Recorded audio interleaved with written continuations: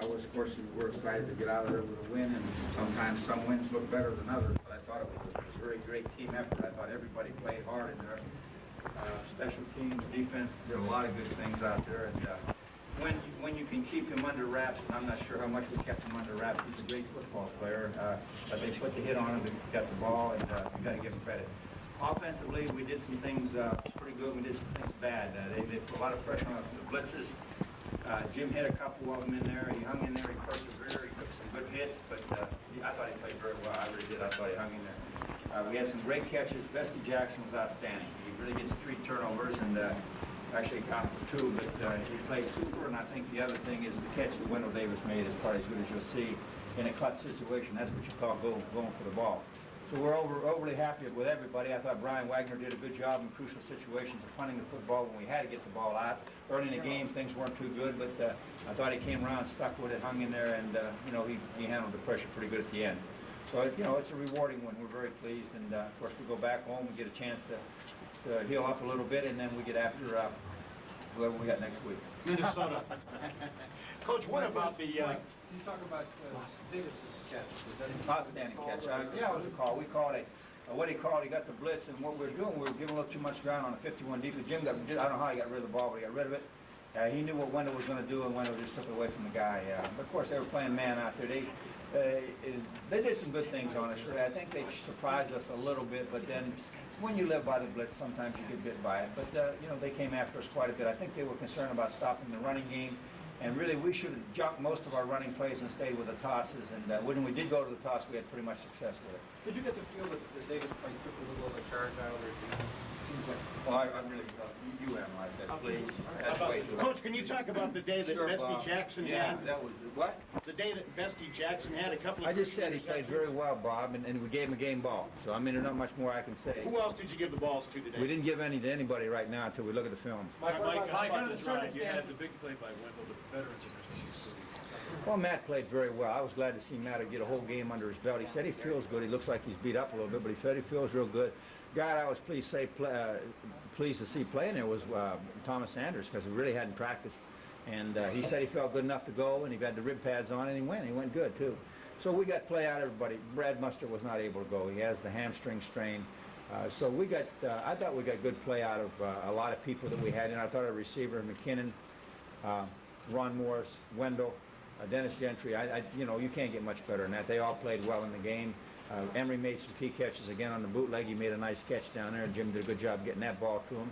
Almost had another good play over the middle to Wendell, but the linebacker tipped it. If we throw a little higher, maybe we'd have had it. But overall, you know, it's a good win. I mean, there's no use talking about individuals. You guys, we'll talk about that after we look at the films. But it was a team victory, and we played a good football team. The Colts are a very fine football team.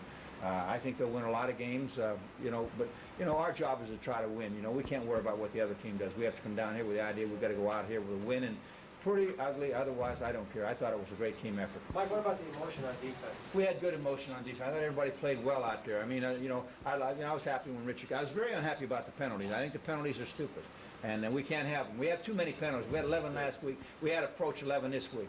We had a couple on offense that hurt us too. We had a holding call on a critical first down coming out of our own territory, which allowed them to go down and get a field goal early, because we got backed up. Now, there's no reason for that. You know, we make the blocks everywhere else. We got to make the blocks in the middle. But the late hit on the sideline was stupid, and I don't know what happened on the other play. But, you know, we can't afford those plays. I mean, that's the only thing. We don't teach it. We won't condone it. So if people are going to continue to play that way, then we'll have to replace them. Coach, given the circumstances he played under, today, how would you evaluate Dent's intensity as approach to this ballgame? I didn't even watch him. You know, you can't ask me that. I never even watched him. I mean, I would say that he went out and played the way he always plays. I don't think anything affected him, because I don't think anything in the events of this week affected anybody on our football team. Coach, I think Richard just went out and played his game, and he played pretty darn well from what I could see, but I couldn't single him out and say what he did or didn't do. But I know he got near the quarterback enough to cause the guy to get rid of the ball. Coach, can you talk about the fact that you guys have remedied the turnover problem and also the fumble recovery by McMichael? 1 week doesn't make a season, and 1 week doesn't, 2 weeks don't mean you remedy anything. We'll continue to talk about it. We'll continue to do the things we have to do to try to eliminate it. But we have a long way to go yet. This football team is young, but I think the football team is hungry, and I'm kind of proud of that, you know. kind of makes me feel good to watch them go out there and get after people. That's exciting to me. Mike, in mixing up your configuration, the defensive line, the pass rush, moving McMichael to the outside, what's behind that? That's all what Vince and the defensive staff figures the best thing to do. Right now, we're going to mix it up. We're going to give some different people a chance to block other people and to rush against other people. You know, sometimes Steve stays inside, he gets double teamed a lot. So, you know, we'll give him a chance outside once in a while. We are going to mix people up there, and we're going to play a lot of people, which we've proven so far. We have played a lot of people, and we've had success with it. But these kids can all contribute. I want them to all feel that they're essential to our football team. Okay? Good. You know, we're a good football team, and we're going to be something special, and it's going to come. When you have a drive like that by the offense, you guys came back a couple of plays later. You got that fumble. Did that play when McMahon brought them down to get the go-ahead touchdown, it proved to be the winning touchdown? Did that key you guys up? Well, you know, to be really honest, we're keyed up the whole game. And when in situations like that, and games like these, you just know somehow, some way, somebody's going to make something happen. Something is going to happen somewhere. You know, it didn't surprise me when Jim took the team down and Suey scored. It didn't surprise me when we got the fumble. I just know that something is going to happen. It was just a matter of time. Mike, it didn't happen good, though, when Dickerson went up the middle on second and 12. What happened on that? On that particular play, we had our nickel defense, and in that particular play, there was a motion by Bennett or whatever. He went out, I looked at him, and I came back. When I looked back inside, I saw Dickerson running with the ball. I came up, and I felt that I had him until the other guy came across, tackle came across. And I don't know how much he got of me, but that was the play that I should have made, point blank. How about the spear? The spear, I may have been guilty of. Hitting him late, if they call me for hitting him late, that I don't think I did. Well, they said spearing. If they call spearing, it may be a good play. Mike, was the plan to go with Jack Trudeau, him being an inexperienced quarterback, getting him out over Gary Hoagland? Were you trying to harass him? I think you guys did a good job. I really don't think it was so much trying to harass him. We just went after him, whether it was going to be Hoagland or Trudeau.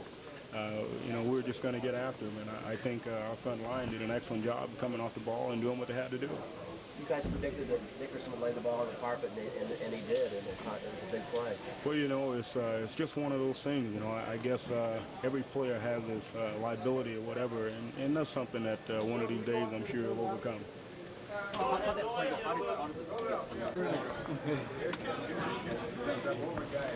Come on, Jimmy. Sorry. Whoops. Sorry, Darren.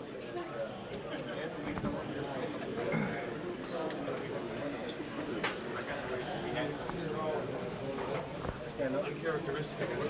Really look at you, right? Tell us about the touchdown. It was a pitch over trap. The Emery would trap the inside guy. They do a lot of stunning in the inside, and we just banged in there trying to get close and just get in a position to score again. How'd you sum up the game? Kind of emotional, wasn't it?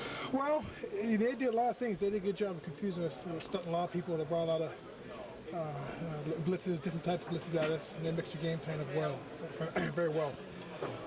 We persevered, and that's the important thing. We didn't.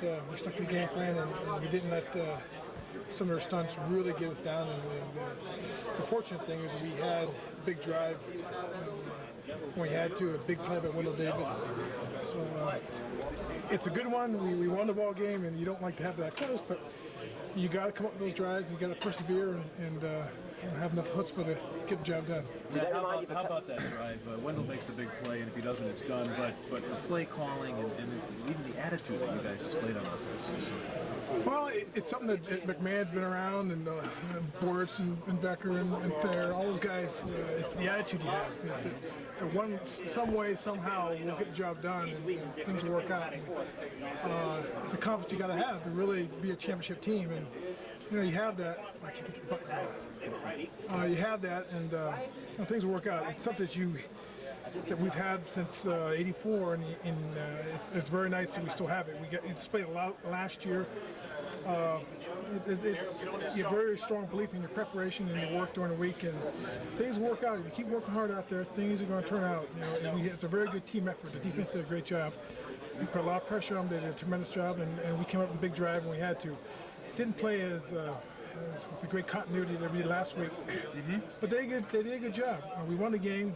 We persevered, and boy, it's one to get on your belt. I remember in '85 we had the similar type game against the Patriots.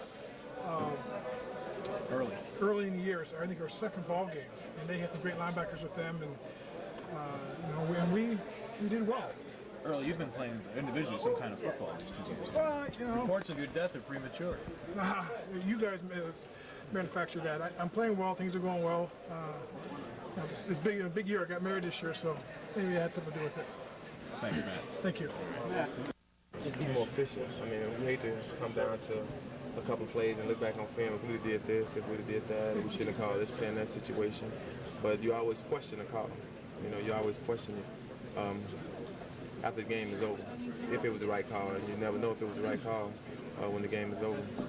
Even though you guys are 0-2 now, is it a positive 0-2? I mean, you guys played 2 pretty good games. You take away a couple of mistakes, and you're right there. Yeah, I mean, you take away the mistakes, we might have still lost the game or we might have won the game. We don't know, and we feel like we have a good football team. Like I said, we still have 14 games left, and midpoint in the season or by the end of the season, if we're, say, 6-2 or 9-2, people will forget that. 8-3, you kind of have a tendency to forget the losses, and it happens. I mean, you'd like to win all of them, but to start off losing, it is a bad note because would like to start off winning football games, but we lost the first 2.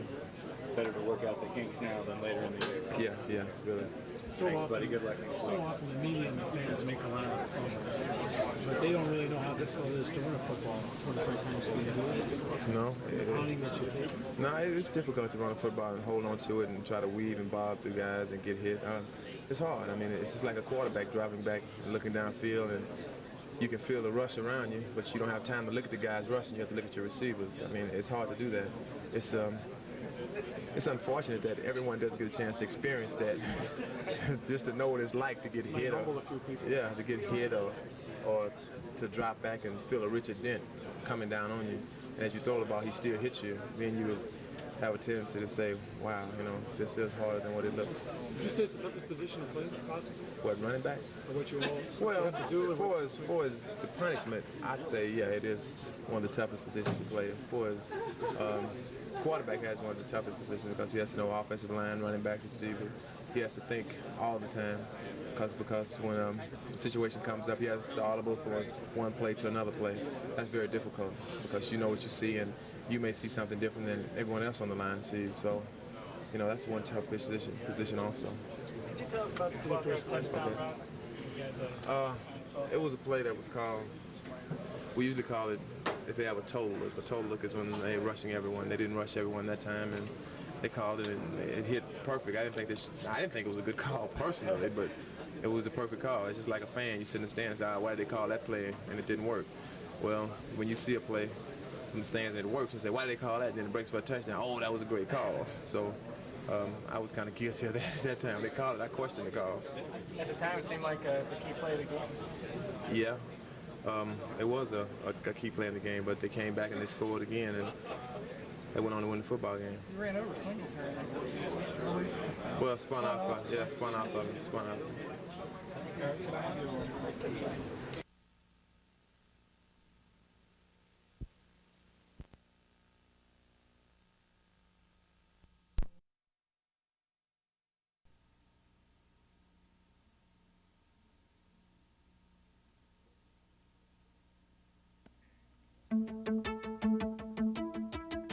The challenge for a pro skier: to quiet the mind, to visualize the changing course, to overcome fears, and to reach inside for the winner's edge.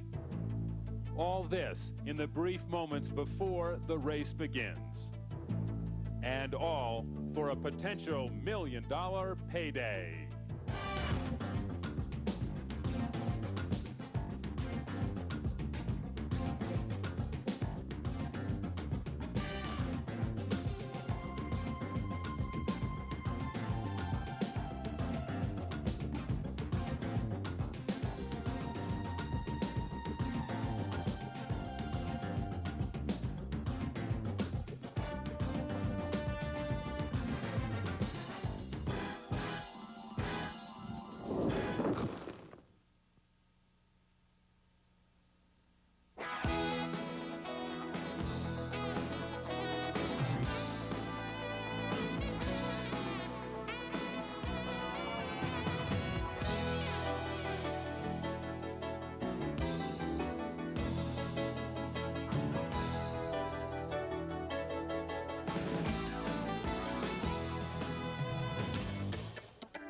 Vail Beaver Creek. It's been called the most luxurious and comfortable ski resort in America. Modeled after the alpine villages of Europe, it's surrounded by a veritable cornucopia of slopes, trails, and bowls. Hello, everybody. I'm Kim Prince, and welcome to the first of our 3 telecasts on the Plymouth $1 Million Super Series. Now, the situation is this. Over 3 weekends here in Colorado, there are 6 races, 3 slaloms and 3 giant slaloms.